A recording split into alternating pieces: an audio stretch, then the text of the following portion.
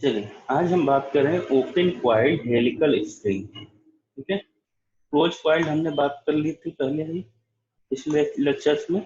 हम बात करेंगे ओपन क्वाइल्ड हेलिकल स्प्रिंग। ठीक, ओपन में क्या होता है, सिंपल। या क्लोज में बहुत ही ज्यादा क्लोज था। इसमें क्या है कि दो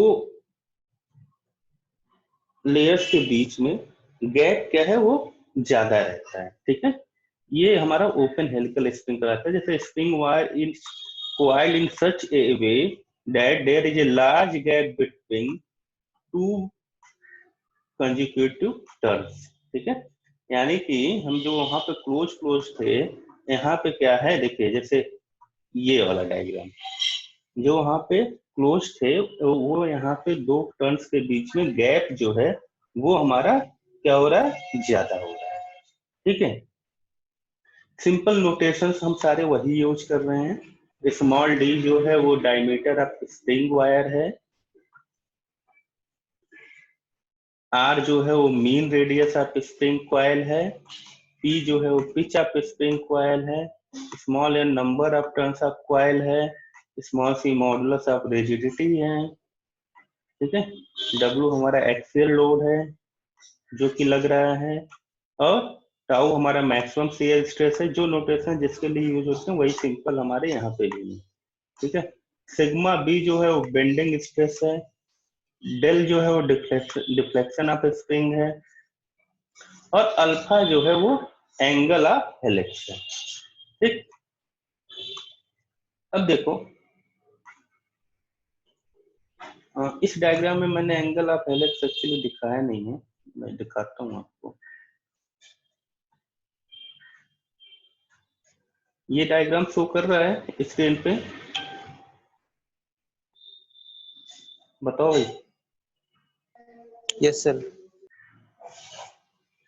ठीक है, देख रहे हो alpha angle, coil angle alpha कहाँ पे है।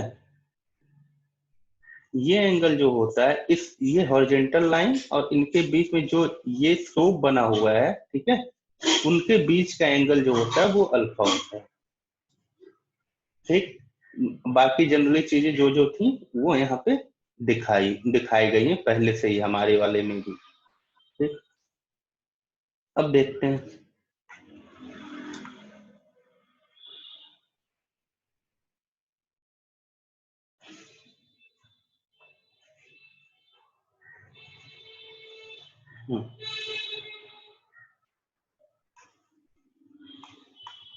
देखिए, अगर लोड W लग रहा था वहां पे, तो उसकी वजह से मूवमेंट कितना जनरेट हो रहा था, W इंटू आर। सिंपल, जो जैसे कि हम पहले से ही करते आ रहे हैं कि अगर आर हमारा मीन रेडियस है और W लोड लग रहा है, तो मूवमेंट वहां पे कितना जनरेट होगा, W इंटू आर। ठीक, अब हम कह रहे हैं कि क्लोज कॉइल में क्या हो रहा था। क्लोज कॉइल में बहुत ही ज्यादा क्लोज थे, लेकिन ओपन में क्या हो रहा है, हेलिक्स एंगल अल्फा जो है वो आ रहा है एक्शन में। ठीक है, तो यहाँ पे देखिए क्या हो रहा है कि हम कह रहे हैं कि P equal to W R cos alpha और M equal to W R sine alpha. ठीक है, इसका डब्ल्यू आर हमारा लग रहा था मूवमेंट। ठीक, अब मूवमेंट के दो कंपोनेंट हो रहे हैं। मूवमेंट का एक साइन वाला कंपोनेंट हो रहा है, एक कॉस वाला कंपोनेंट हो रहा है। ठीक, अब साइन वाला कंपोनेंट जो है वो हमारा हो रहा है due to bending of coils, और जो कॉस वाला कंपोनेंट है वो ट्विस्टिंग ऑफ कॉइल्स की वजह से हो रहा है। ठीक, तो जो डब्ल्यू आर साइन अल्फा है उसको हमने कहा है एम, यानी कि बेंडिंग मूवमेंट, और जो ट्विस्टिंग की वजह से हो रहा है, ठीक है, वो हमारा कहला रहा है यहाँ पे टी, यानी कि ट्विस्टिंग मूवमेंट। कंडीशन सारे सेम है, केवल हो क्या रहा है कि चूंकि अभी ये हमारा एक एंगल पे लग रहा है, स्लोप ज्यादा है यहाँ पे, तो सिंपल सी बात है कि जो हमारा बेंडिंग मोमेंट डब्ल्यू आर लग रहा है, ठीक है, वो हमारे किस एंगल पे लगेगा, हेलिक्स, जो हमारा एंगल दिया हुआ है अल्फा, उसी पे लगना है। ठीक, लेकिन अब चूंकि वो एंगल पे है तो उसके दो कंपोनेंट ब्रेक हो रहे हैं। ठीक, एक साइन वाला कंपोनेंट ब्रेक हो रहा है और एक हमारा हॉरिजॉन्टल कंपोनेंट ब्रेक हो रहा है। ठीक, तो हम कह रहे हैं कि जो साइन वाला कंपोनेंट हमारा यहाँ पे है वो हमारे बेंडिंग मोमेंट के इक्वल है, ठीक है, और जो हमारा कॉस वाला कंपोनेंट है वो हमारा ट्विस्टिंग मोमेंट के इक्वल है, ठीक। अगर ये दोनों यहाँ से इक्वल हो रहे हैं, अच्छा, तो क्या होगा, तो हम कह रहे हैं कि let del equal to angle of twist due twisting moment, ठीक है, और phi equal to angle of bend due to bending moment, ठीक है। ये दोनों हमने सपोज किया। अब हम कह रहे हैं कि we know the length of spring wire. Length of spring wire क्या होगा, सिंपल हम क्या निकाल रहे थे length of spring wire close coil के लिए। क्लोज कॉइल के लिए हम लेंथ ऑफ स्प्रिंग वायर निकाल रहे थे कि n इंटू 2πr, सिंपल ये था, ठीक है। लेकिन यहाँ पे मल्टीप्लाइड बाई सेक अल्फा हो रहा है, क्यों हो रहा है उसका रीजन मैं बता देता हूँ। जब हम ये टर्न कर रहे थे क्लोज कॉइल में, ठीक है, तो क्या हो रहा था कि सिंपल हो क्या रहा था कि सिंपल एक सर्किल के सरकमफ्रेंस के इक्वल हो जा रहा था क्लोज वाले में, ठीक है। लेकिन इस ओपन वाले में क्या हो रहा है, क्योंकि गैप ज्यादा है, ठीक है, और गैप ज्यादा होने की वजह से वो यहां से स्टार्ट हो रहा है, देखिए वो यहां से स्टार्ट हो रहा है, ठीक है, और कहाँ एंड हो रहा है, इस पॉइंट पे, ठीक। और लेंथ ऑफ कॉइल, लेंथ इस वायर क्या होगा इस दौरान, ये जितना भी टर्न लिया रहेगा, यानी कि अगर एक क्लोज रहता तो इसी पे एक टर्न कर लेता कंप्लीट, लेकिन अब यहां से स्टार्ट किया है और यहां तक जा रहा है, ठीक, क्योंकि इनके बीच का गैप जो है वो ज्यादा है, ठीक। तो सिंपल सा कहना है कि एक सीधी लाइन ऐसे खींच लीजिए यहाँ पे, अब बेसिक ट्रिग्नोमेट्री लगाइए।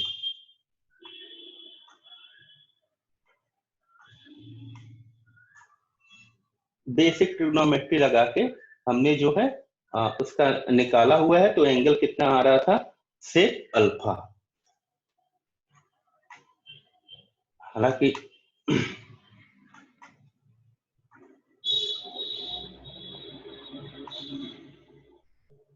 बेसिक ट्रिग्नोमेट्री लगाइए और यहाँ से आ रहा है हमारा l equal to n into 2πr into sec alpha, ठीक है। ये हमारा आ रहा है यहाँ पे इक्वेशन नंबर 1।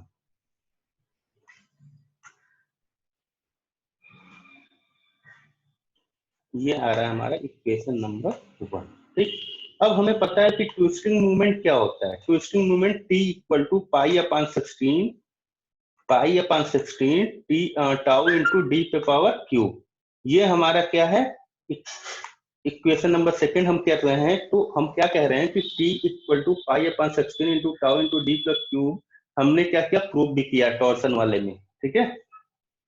ट्विस्टिंग मूवमेंट कितना आ रहा था, अब हमें पता है कि अभी अभी हमने ऊपर ट्विस्टिंग मूवमेंट एक और निकाला है।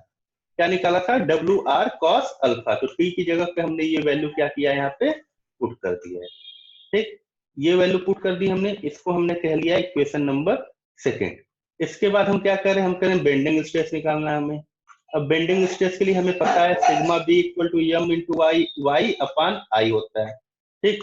सिंपल बेंडिंग इक्वेशन से एम की वैल्यू पुट कर दीजिए, M R sorry W R sine alpha जो कि हमने निकाला हुआ, वाई की वैल्यू d/2 क्योंकि सर्कुलर हम ले रहे हैं, सेक्शन क्या है, सर्कुलर है उसका, ठीक है।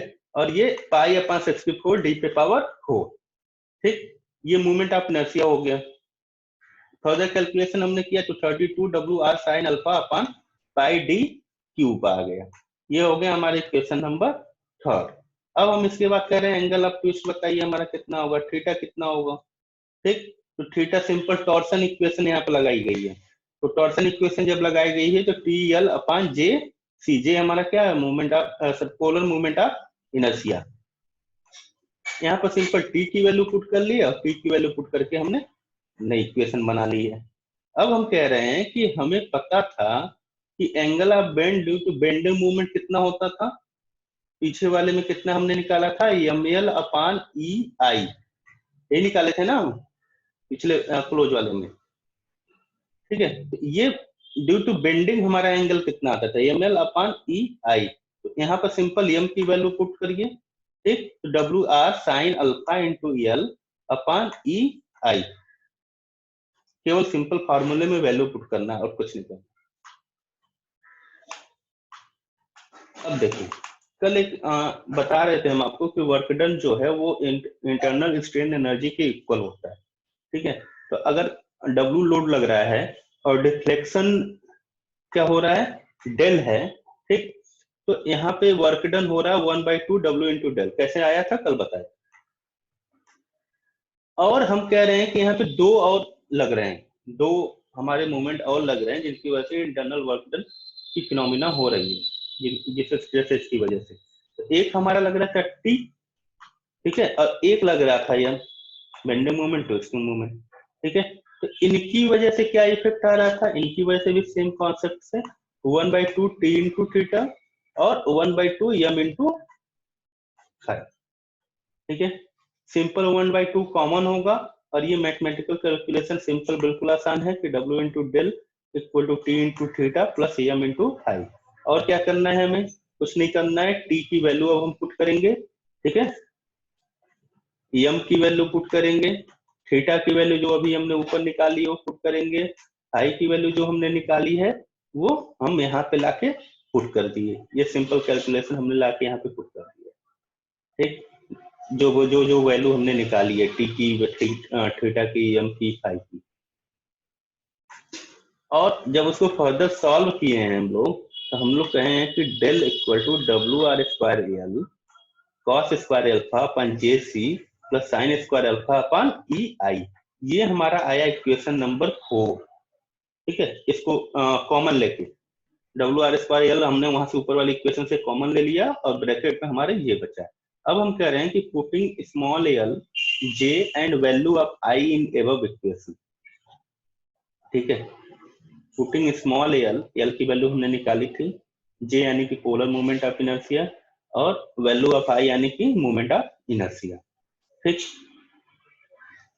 तो ये हमारा जो है वैल्यू जब हम इस इक्वेशन में, इक्वेशन नंबर 4 में पुट करेंगे, देखिए एल की वैल्यू हमने यहाँ पे पुट की है, ठीक है, पोलर मोमेंट ऑफ इनर्शिया की वैल्यू हमने यहाँ पे पुट की है, आई की मोमेंट ऑफ इनर्शिया की वैल्यू हमने पुट की है यहाँ पे, और फिर सॉल्व जब हमने किया इसको, ठीक है, कुछ कॉमन वगैरह निकालते तो 64 W R Q into N into sec alpha upon D power 4 और cos square alpha upon C, C modulus of rigidity है, 2 sine square alpha upon E. ये आ गया हमारे इक्वेशन नंबर 5।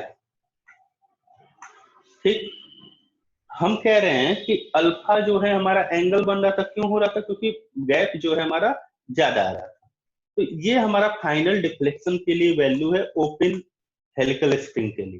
ठीक है, हम कह रहे थे अल्फा जो है क्यों आ रहा था, क्योंकि गैप हमारा ज्यादा हो रहा था दो टर्न के बीच में। ठीक है, इसलिए हमारा एक एंगल बन रहा था अल्फा। अगर क्लोज क्वाइल है तो अल्फा की वैल्यू क्या होगी, क्लोज क्वाइल है तो अल्फा की वैल्यू क्या होगी, 0 होगी। ठीक है, 0 होगी। अगर 0 होगी तो क्या होगा, तो अल्फा की वैल्यू जब इस इक्वेशन में, इक्वेशन नंबर 4 में पुट होगा, ठीक है, तो ये हमारा del equal to 64 W R square into N upon C D के पावर 4 दे रहा है, जो कि एज हमने डेरिवेशन किया था क्लोज क्वाइल्ड स्प्रिंग के लिए, बिल्कुल सेम वही वैल्यू हमारे यहाँ पे आ रही है। ठीक है, यानी कि केवल और केवल डिफरेंस क्या हो रहा है ओपन वाले में, क्योंकि हमारा दो टर्न के बीच में गैप ज्यादा हो जा रहा है। ठीक है, तो वो जो लेयर सर जा रही, एक मिनट सर। हाँ सर जो क्लोज वाला है उसको दोनों तरफ से टाइट करने पर वो इसी तरह दिखेगा। क्लोज वाला दोनों तरफ से टाइट करने पे ओपन की तरह दिखेगा। Yes sir. नहीं, उल्टा बोल रहे हैं, ओपन वाला टाइट करने पे क्लोज की तरह दिखेगा। Yes sir. ओपन वाले में गैप ज्यादा है ना, तो जब उसको टाइट करोगे तो वो एक दूसरे के पास आता जाएगा। यस ठीक है, सर। हाँ, नंबर ऑफ टर्न बढ़ेंगे और एक दूसरे के पास आता जाएगा तो वो क्लोज बन जाएगा। यस। ठीक है, उसमें खींच नहीं रहे हो ना, टाइट कर रहे हो ना तुम। जी सर। हाँ, अगर उसको पुल की डायरेक्शन में करोगे, अगर पुल करोगे उसको स्प्रिंग को, तब वो क्लोज वाला ओपन की तरह एक्ट करेगा। Yes sir. तो उस ओपन वाले में जब हम एंगल जो है 0 रख देंगे तो वो as a close coil act करने लगेगा। ठीक है, तो ये बिल्कुल बेसिक डेरिवेशंस थे हमारे स्प्रिंग के। स्प्रिंग यहीं पे हमारा खत्म होता है, जितना कि आपको AK2 में पढ़ना है। ठीक, अगर किसी को अल्फा या सेक अल्फा निकालने नहीं आएगा, एक बार कोशिश कीजिएगा, तो मैं उस पर एक अलग वीडियो बना के डाल दूंगा कि कैसे उस अल्फा को सेक अल्फा निकालें और दो कंपोनेंट ब्रेक किए हैं हम लोग।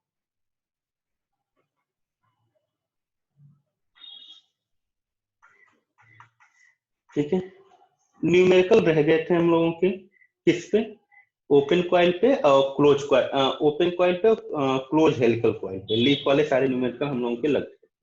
तो आइए न्यूमेरिकल भी देख लेते हैं हम लोग कैसे आते हैं एग्जाम में।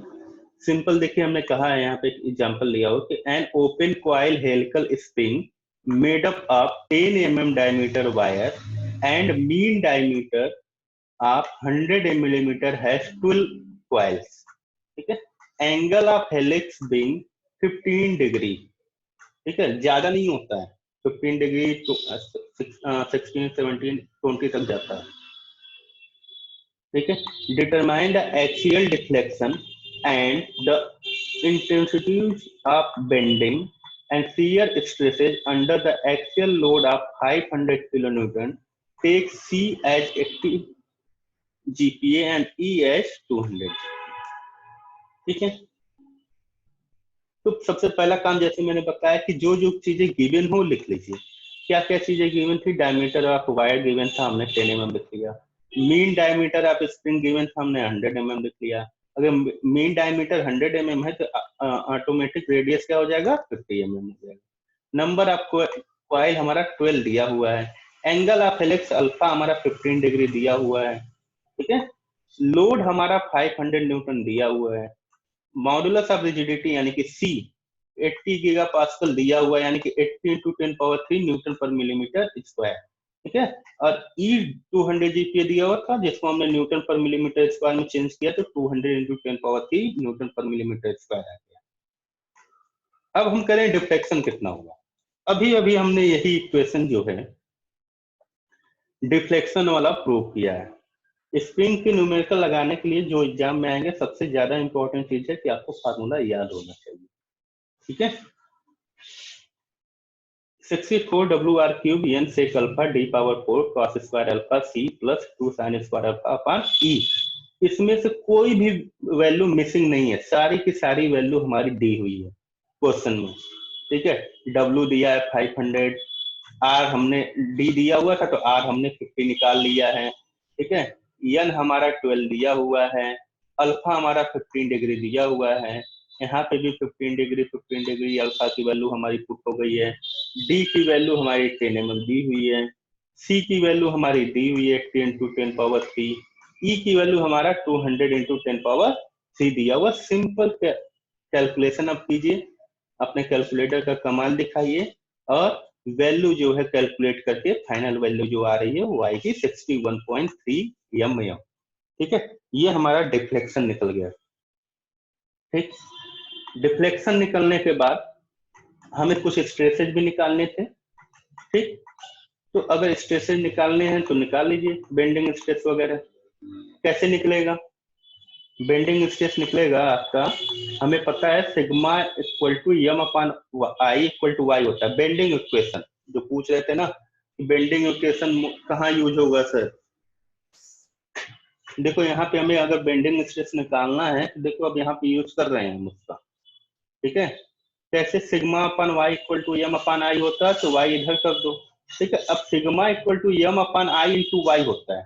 ठीक है, ये फार्मूला हमें पता है, लेकिन ना हमें एम निकाले हैं ना हम आई निकालने हैं। ठीक है, वाई तो हमें पता है कि सर्कुलर सेक्शन है तो D/2 होगा। ठीक है, लेकिन एम और आई हमें कैलकुलेट करना है, तो हम एम और आई जो है यहाँ पे कैलकुलेट किए हैं अपने ऊपर। कैसे कैलकुलेट किए हैं, हमें पता है कि हमने ऊपर M equal to WR sine alpha निकाला था। ठीक है, डेरिवेशन कर रहे थे, तो अब ये फार्मूला आपको याद होना चाहिए कि WR साइन अल्फा, इसमें सारी वैल्यू गिवन है, वैल्यू पुट कीजिए और वैल्यू निकाल लीजिए कैलकुलेशन करके, तो 6470 न्यूटन मिलीमीटर आएगा। ठीक है, अब मूवमेंट ऑफ इनर्शिया भी सर्कुलर सेक्शन के लिए हमें पता है क्या होता है, वायर तो सर्कुलर सेक्शन का है ना, तो क्या होगा, I equal to pi upon 64 into D पे पावर 4। ठीक, ये मोमेंट ऑफ इनर्शिया है। तो इसमें भी वैल्यू डी की वैल्यू पुट कीजिए 10 पावर 4, ये वैल्यू हमने कैलकुलेट कर लिया 490.9 मिलीमीटर पावर 4। अब सिंपल जब हमने m और i की वैल्यू पुट कैलकुलेट कर लिया तो इस इक्वेशन में हम लाके उसको पुट कर रहे हैं। ठीक है, सारी वैल्यू पुट कर दिए तो ये आया हमारा 65.9 न्यूटन पर मिलीमीटर स्क्वायर। तो ये होगा हमारा 65.9 मेगा पास्कल। ठीक है, अब इसी तरह हमने सिग्मा भी निकाल लिया, तो इसी तरह हमें शियर स्ट्रेस भी निकालना है, टाउ। अब टाउ किस वाले इक्वेशन में आता है? टाउ आता है हमारा किस में आता है बताओ? टाउ आता है टॉर्सन इक्वेशन में भी। अगर वहां से नहीं यूज करना चाहते हो तो ट्विस्टिंग मोमेंट वाले फार्मूले से यूज कर लो। ठीक, तो tau equal to shear stress induced in wire in newton per millimetre square. तो टी इक्वल टू हमें पता है डब्ल्यू आर कॉस अल्फा होता है, यहाँ से टी की वैल्यू निकाल लिए हैं हम।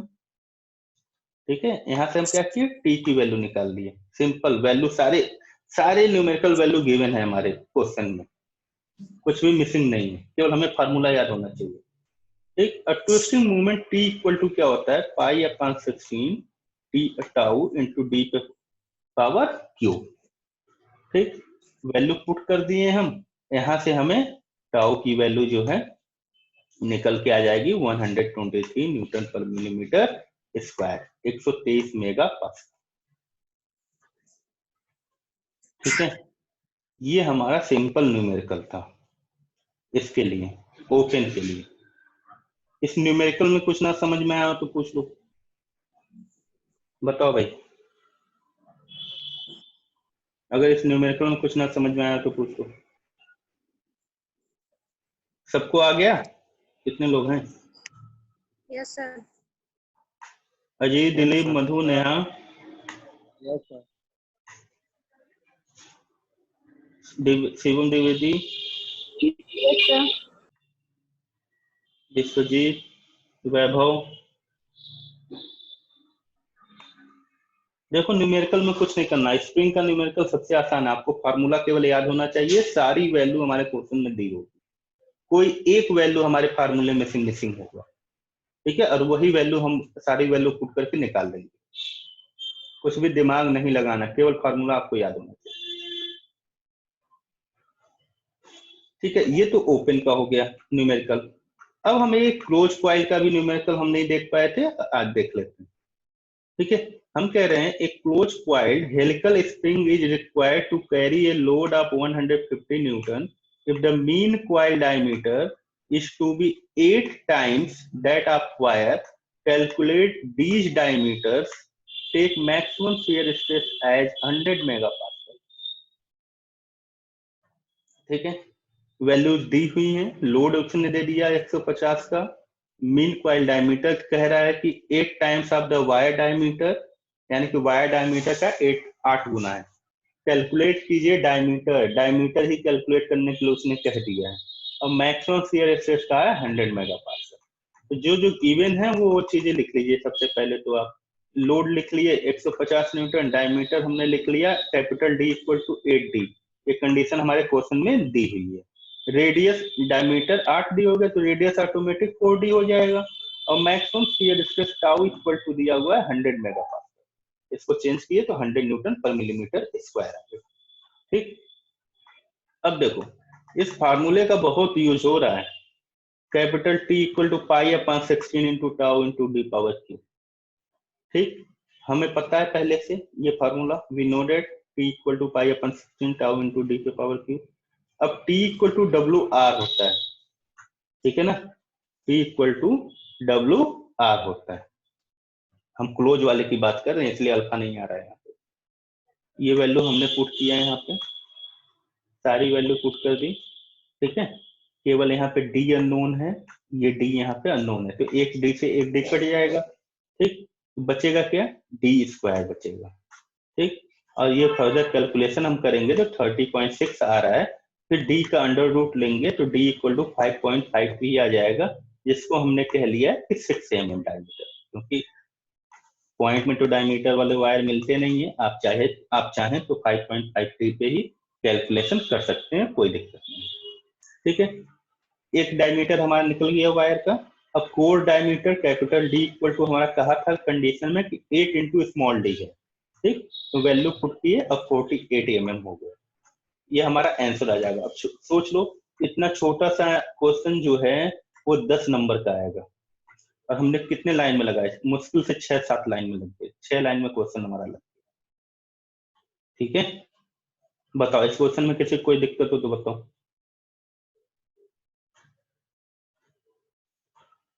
बोलो। नहीं, कोई दिक्कत नहीं। नहीं है सर। No sir. फार्मूले याद होने चाहिए, ये ध्यान रखना। ब्लैक क्यों आ गया है? ठीक है, अब क्लोज कॉइल में दो हमारे कंडीशन हो रहे थे ना, एक एक्सियल वाले की वजह से हो रहा था और एक हमारा मोमेंट की वजह से हो रहा था। चलो दूसरा वाला टाइप देख लें। दूसरे वाले में क्या हो रहा था, हमारा नंबर हम इंक्रीज कर रहे थे टर्न का।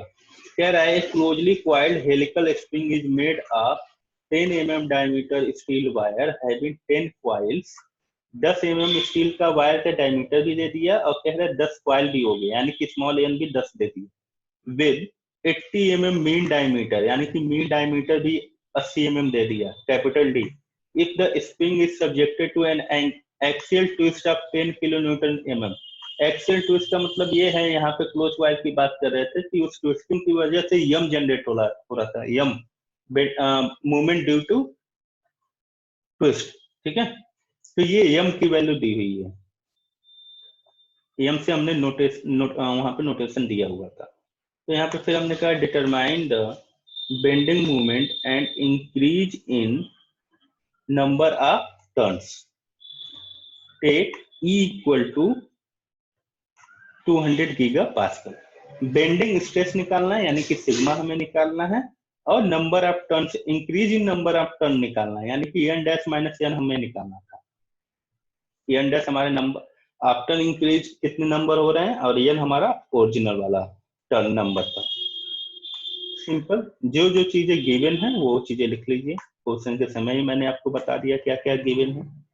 ठीक है, एक्सेल ट्विस्ट कैपिटल M से हम नोट कर रहे थे, movement actually movement due to axial twist. ठीक है, तो ये 10 किलो न्यूटन mm है, इसको हमने न्यूटन mm में चेंज कर लिया है क्योंकि सारी वैल्यूज हमारी न्यूटन और mm में है। E को भी हमने न्यूटन पर मिलीमीटर स्क्वायर में चेंज कर लिया है, 200 इंटू 10⁻3। अब हम कह रहे हैं बेंडिंग स्ट्रेस। हमें पता है movement of inertia, circular section है, डायमीटर है, तो π/64 d⁴, इस पे वैल्यू डी की पुट की है तो 490.9 मिलीमीटर पावर 4 हो गया। ठीक है, सिग्मा इक्वल टू हमें फार्मूला पता है, क्या फार्मूला पता है, m upon i into Y, है ना, m into I upon Y. m की वैल्यू हमने ऊपर निकाली है, चेंज किया है न्यूटन mm में। i की वैल्यू अभी अभी हमने ऊपर यहाँ कैलकुलेट कर लिया है, और y चूंकि सर्कुलर सेक्शन है और वायर डायमीटर 10 है तो y/2 होगा, डायमीटर बाई 2 होगा, तो 10/2 5 आ गया। ये सिग्मा की वैल्यू, हमारी बेंडिंग स्ट्रेस की वैल्यू जो है 101.9 मेगा पास्कल हो गया। ठीक है, न्यूटन पर मिलीमीटर में आया था, मेगा पास्कल। अब सिंपल हमें number of increase in number of turn हमें निकालना है। ठीक है, तो क्या L इक्वल टू हम क्या निकालते थे, 2πRN, ये हमारा फार्मूला था। कैसे आया था मैंने बताया था। तो ये 2πRN जो है उसमें वैल्यू पुट कर दी, R की, N की, पाई की, ये आ गया 800 पाई mm। पाई की वैल्यू अभी हमने पुट की। फिर वहां से हमने फार्मूला निकाला था n dash minus n equal to ml/ei into 1/2π। Actually हमने फार्मूला निकाला था, ये 2π इधर मल्टीप्लाई में था, 2π ब्रैकेट में n dash minus n equal to ml/ei, ये हम निकाले थे। ठीक है, लेकिन हमें क्या चाहिए, n डैश माइनस n, तो हमने 2π को इधर कर दिया इक्वल के। ठीक है, उधर मल्टीप्लाई में था तो इधर आया तो डिवाइड में। अब वैल्यूज पुट कर दिए हम, 10 इंटू 10⁻3 मल्टीप्लाइड बाई 805। ठीक है, इधर से वैल्यू ई की पुट कर दिए हम, और आई की वैल्यू हमने पुट कर दिया, और मल्टीप्लाइड बाई 1/2π। ठीक, तो ये क्या हो जाएगा, फर्दर कैलकुलेशन जब हमने किया तो ये आया है 0.04, यानी कि n dash minus n increase in number of turn जो है वो 0.04 आ रहा है। ये हमारा फाइनल आंसर है। ठीक है, ये सिंपल न्यूमेरिकल हमारा दूसरे टाइप का क्लोज कॉइल का था। देखो मुश्किल से 10-12 लाइन लगे हैं। ठीक है, गिवन दैट ये लिख के करने का तरीका होता है देखो। ठीक है, जैसे अच्छा एक्सप्रेशन रहेगा उतना ही अच्छा आपको एग्जाम में नंबर मिलते हैं एकेडमी में। ठीक, स्टेप बाय स्टेप अगर सारी चीजों को आप कर रहे हैं तो ये आपके लिए बहुत ही अच्छी चीज है। ठीक है,